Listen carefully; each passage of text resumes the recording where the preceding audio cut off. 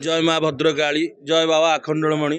आज संध्या समय आम भद्रक आसिक पहुँचलु। प्रथम आउ तीन जिला आम गस्त कर सारूँ भुवनेश्वर कटक और जाजपुर।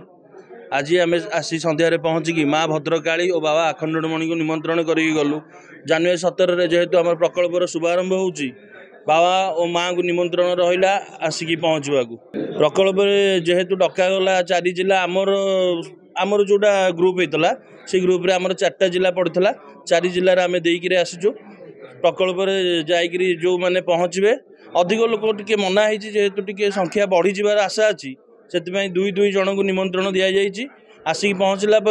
से भव्य स्वागत करा एवं महाप्रसाद सेवन कर छड़ा अनुभव करते जे आमर प्रिय मुख्यमंत्री नवीन बाबू विभिन्न उन्नयनमूलक कार्य तांको शासन काल भीतर करथिले मध्य तांकर आउ गोटे उद्देश्य रही जाइथिला जे किभली भाव में आम राज्यर जो धर्मपीठ सब अच्छी से धर्मपीठ गुड़िक तार मध्य भी पुनरुद्धार हवा उचित एवं दिनक दिन आपण देखुथिबे जे श्री जगन्नाथ मंदिर विशेषकर बा कोणार्क मंदिर सेठी दिनक दिन माने भारत वर्ष नुहे विश्व बहु भक्त बहु यात्री आसुंती ये गोटे वर्तमान रिलीजियस टूरिस्ट पॉइंट हो एवं विशेषकर अनेक पर्वपर्वाणी आप देखुए जमी आम को 12 मासर 13 पर्व जगन्नाथ महाप्रभु से दैनिक पर्वपर्वाणी रही जमी जीवित मनुष्यर जहाँ पर्वपर्वाणी समाजर जहाँ अच्छी जगन्नाथ महाप्रभु से जगन्नाथ महाप्रभुंर से पर्वपर्वाणी को लेकिन आम पर्वपर्वाणी करुए एवं से पर्वपर्वाणी आप देखुए बहु लोक दर्शन करने आसती एवं अनेक समय आप देखुए दला चकटे पड़ती अनेक भी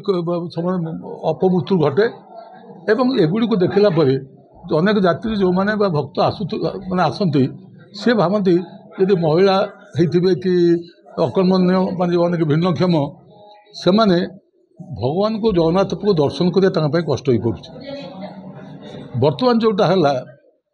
जहाँफल आप देखिए तार गोटे पुनर् माने माने लोक जो माने भक्त तांकर असुविधा केमती नहब से आपण एवं जाइए देखिए बेढ़ाठू आरंभ कर जो रहा स्थान मठ ठू आरंभ कर विभिन्न पुरी सहर यही केवल जगन्नाथ महाप्रभु तार रूप बदल दिगला जहाँफल बर्तमान बाहर जो मैंने भी आसुँच से भी आश्चर्य होती जगन्नाथ मंदिर एभली परिवर्तन देखी एवं ये गोटे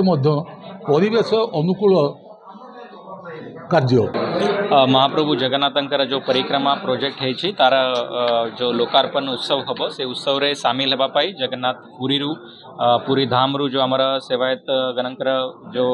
टीम आसी से भद्रकवासी को आमंत्रित करने आसते तो सेठी आमर सबू बाबा आखंडमणिकर सेवायत गण आज उपस्थित थे माँ भद्रकाली सेवायत गण उपस्थित थे उपस्थिति रे आम ये निमंत्रण स्वीकार करा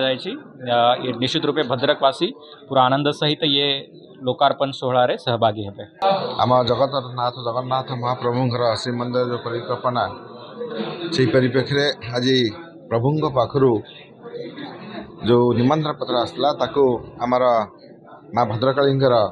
पूजक मैंने से निमंत्रण पत्र ग्रहण करते बाबा आखंडमणि पूजक मैंने ग्रहण करते